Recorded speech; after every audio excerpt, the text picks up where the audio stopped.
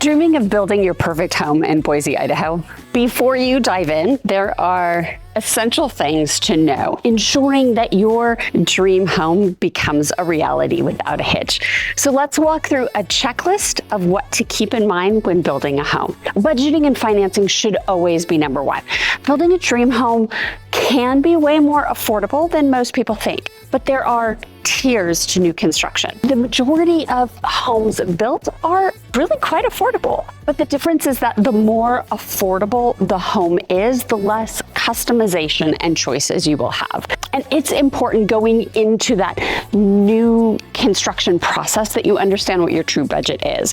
If you'll be financing your new home, then you'll want to be sure that you are pre-qualified before you step foot in that first model home. So you're not shopping beyond your budget, because that can cause disappointment.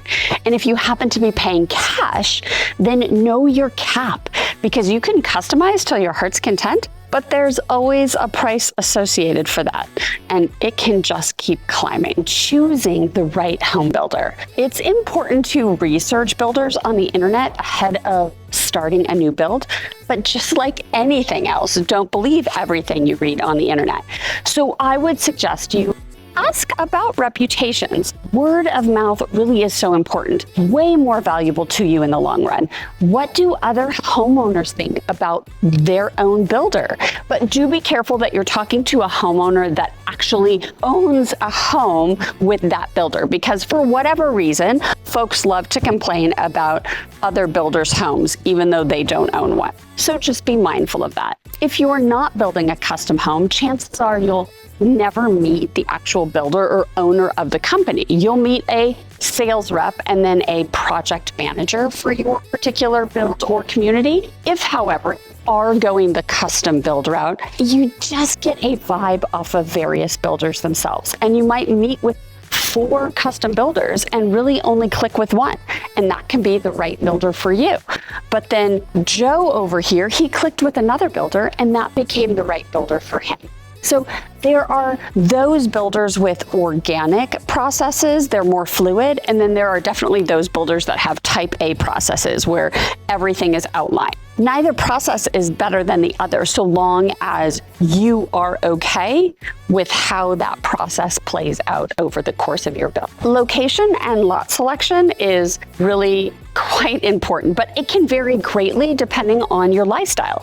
If you want to have easy access to the foothills or the Boise River or open space, that's going to determine your lot selection, which community you look at, and where in the valley you're building your home. Perhaps that driving force behind your home purchase is the community itself and what amenities it provides, like a pool or a clubhouse or access to a golf course or maybe even equestrian facilities. Views can also play a huge role in lot selection, and obviously the better the view, the higher the land value.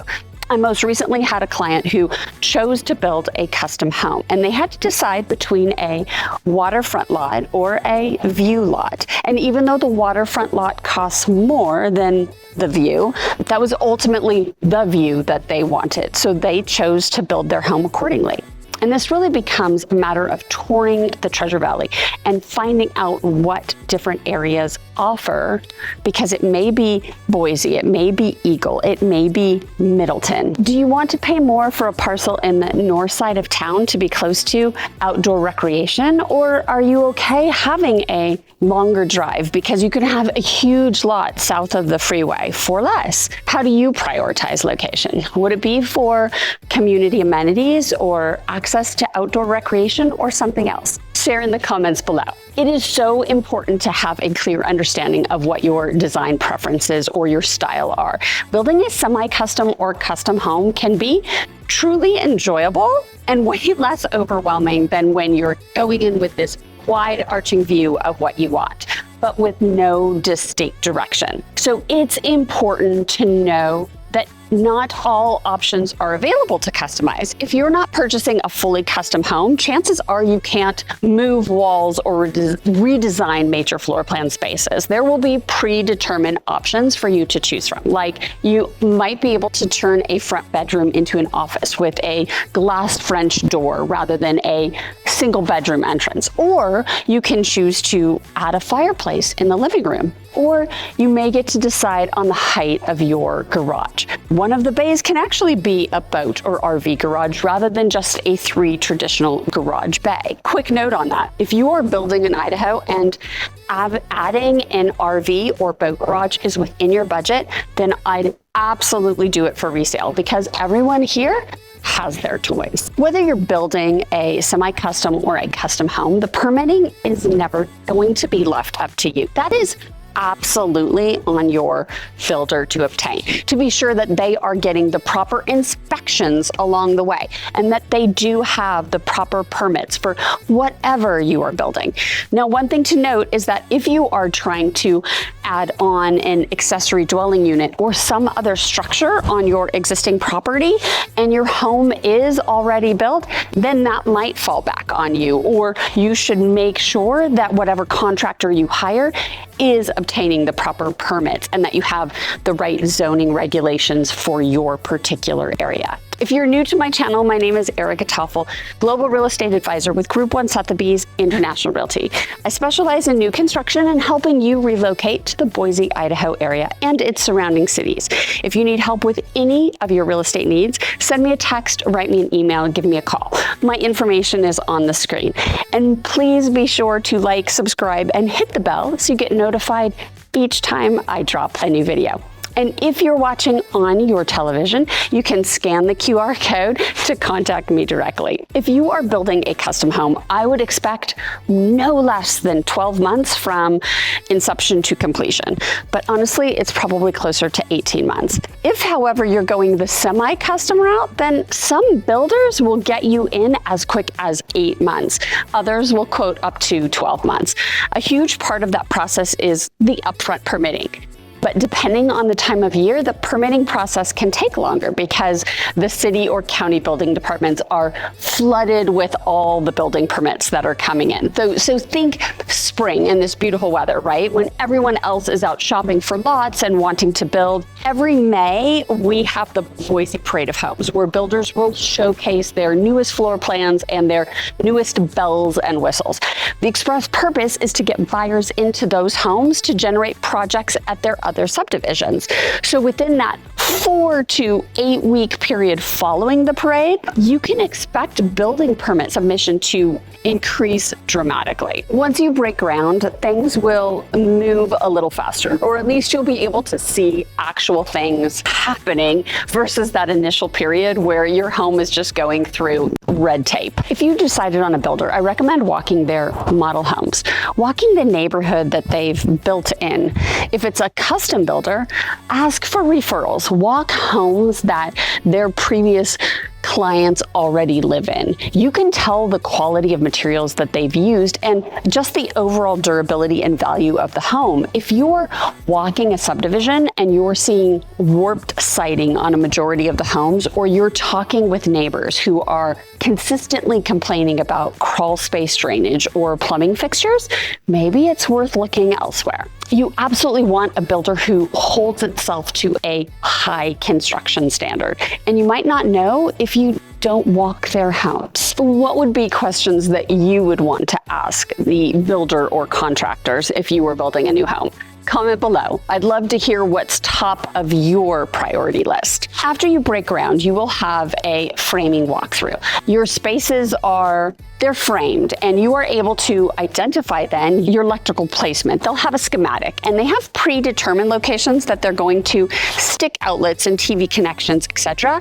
But if you feel like your choices or how you live in your home differs from those standard selections, this is when you would need to speak up and say, I don't want my outlet here, I want it over here because this is how I use this space. And I would stress that while you're going through the building process, you're paying particular attention to how you live in your current home, because that will allow you to better plan your new space, making it your dream home. Yes, your new home is shiny and new, but that doesn't mean you can skip the inspection. As your builder completes the work of the home itself, it will go through various stages of inspection, from framing inspection to plumbing inspection, etc. But it has to pass a final inspection in order to get that certificate of occupancy, which allows you then to move into the home. But that is when you schedule a third-party inspector, and he or she will inspect the property. They'll go into your crawl spaces to ensure you don't have water in them. They will go into your attic spaces to ensure you have the proper amount of insulation. They will be sure that your water connections are tight and not dripping.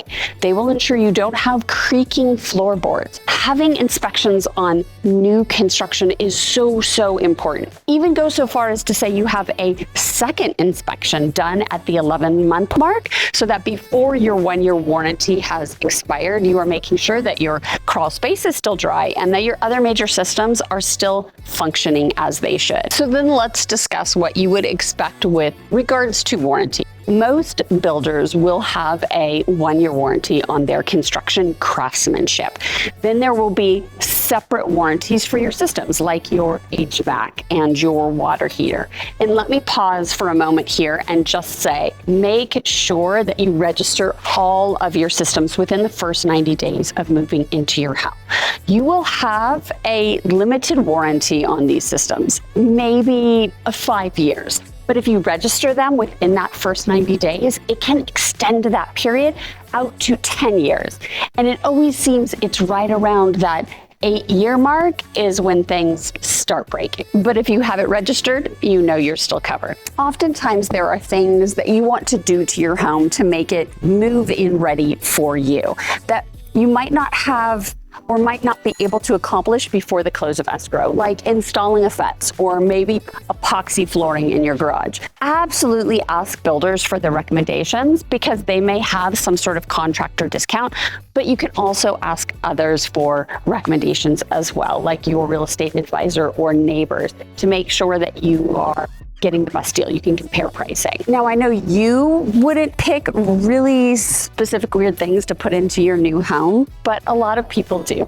And the more outrageous your choice is, the more it can affect your long-term resale value and marketability of your house. It can be tough. If you're spending all this money to build a semi-custom or custom home, you want it to be unique to you. And I totally get that. But be mindful of those super specific structural choices, like adding a wet bar with a sink in the middle of what would otherwise be a third bedroom, or stealing half of a boat garage to build an enclosed gym. So now you have a 12-foot door, but only a golf cart depth. Weird, right? I mean, it happens, and probably more often than you'd expect, so just be mindful. Not that you need to build according to fads or styles that aren't you, but choices can make a difference down the road. For more videos about Boise, Idaho real estate, click on one of the videos on the screen. Thanks for watching, and I'll see you on the next one, when hopefully it's a little less windy.